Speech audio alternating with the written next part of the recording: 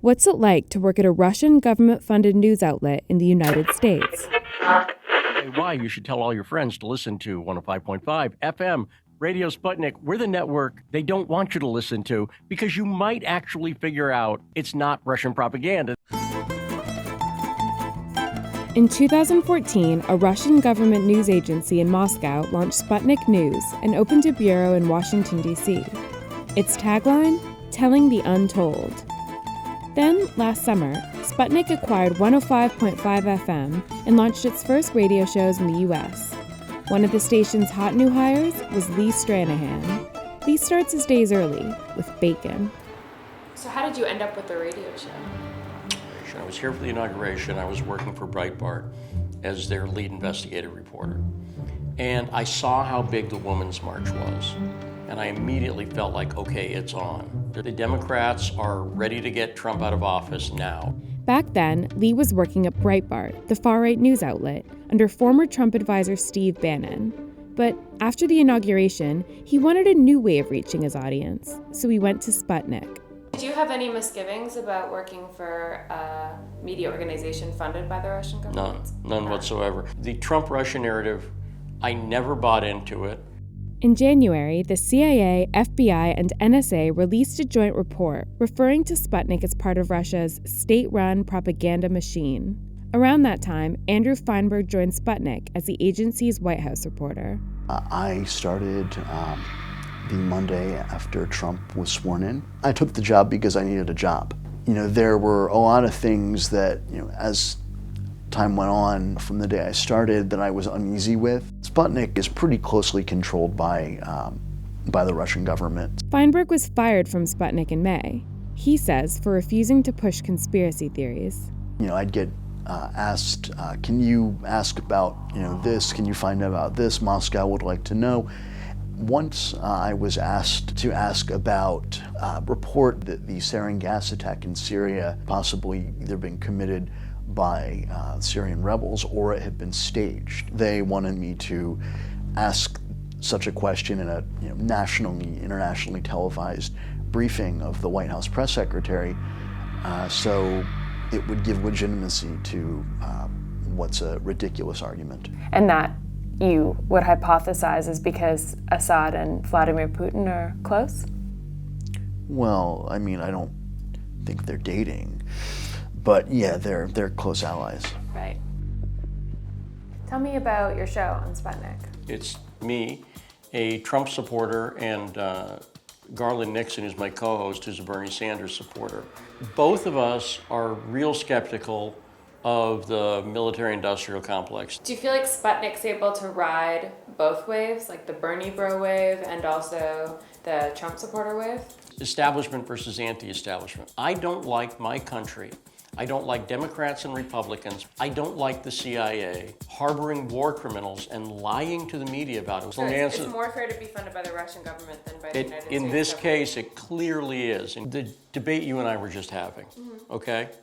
I could get you on the show to talk about that, and you could say every single thing you just said. Okay, but I'm having you on NBC News, so we can both do that. Well, I know, but let's see how it goes. In September, Yahoo News reported that Sputnik is being investigated for violating the Foreign Agents Registration Act, which requires foreign lobbyists to register with the U.S. government. Normal news organizations don't have to register, but propaganda outlets do. So which is Sputnik? Citing their usual policy, the FBI and the Department of Justice wouldn't comment on any possible investigation. But Andrew Feinberg says he was questioned by both the FBI and a federal prosecutor about Sputnik's internal operations. I got a call from an FBI special agent. I gave them every email I ever sent or received when I worked for Sputnik. Over 6,000. Sputnik disputes Feinberg's story. A spokesperson told me that he was fired for performance reasons, and that, with respect to that Syria question, it was fair game, that Sputnik was questioning the government's line on Syria. It seems to me that maybe a secondary goal is to put forward the idea that the U.S. government's lying or U.S. media organizations are lying, so you can't know the truth, no one can know the truth. A lot of what Sputnik does is attack the traditional media establishment And through that, the idea of objective truth. It's a lot like the Trump administration's embrace of alternative facts. For most of his career, Lee Stranahan had nothing to do with facts or with journalism. He worked jobs in graphics and animation and comedy. For a little while, when he was young, he did erotic photography. Back then, Lee was a Democrat, an Obama voter. But about a decade ago, he started blogging. And through blogging, he connected with the ultra-conservative publisher Andrew Breitbart. What happened was I liked interviewing people, and I found out that a friend of mine knew Andrew Breitbart. He was super controversial. So I'm like, cool, he's super controversial, I can get to him, great. We became friends immediately. So it wasn't just a business relationship, we would just talk constantly. I thought about it, and I'm like, you know, if Andrew's a conservative, then I looked at everything, I said, I guess I am too. Lee started reporting for Breitbart. He gained some influence, and he grew more interested in Russia. Why, in your view, do you think the United States and other countries have it out for Russia? The establishment is clearly on one side, and Russia is clearly on the other side. There was no invasion of Crimea. The Russians were there already. There was no one killed. And there were little green men sent in, there were troops sent in. But don't be metaphorical. There were troops that were there already. Let's just say we didn't get anywhere with this. And one of the things we were talking about earlier was Elon Musk, and he actually purchased some. You're listening to the most disruptive radio show in America. It's Fault Lines. I call out both sides. I call out the Republicans. I call out Democrats. I'm a Trump supporter. I call out Trump. Lee's show was mixed. He discussed Russian hacking allegations, which he's really skeptical of. But he also talked about Las Vegas, and Harvey Weinstein, and the weather. Normal morning radio stuff, at least that day. You may notice there are people with cameras hovering in the background. People could be like, well, what's up with that? And develop a conspiracy theory. But we have a crew here from NBC's Left Field. They're following me around.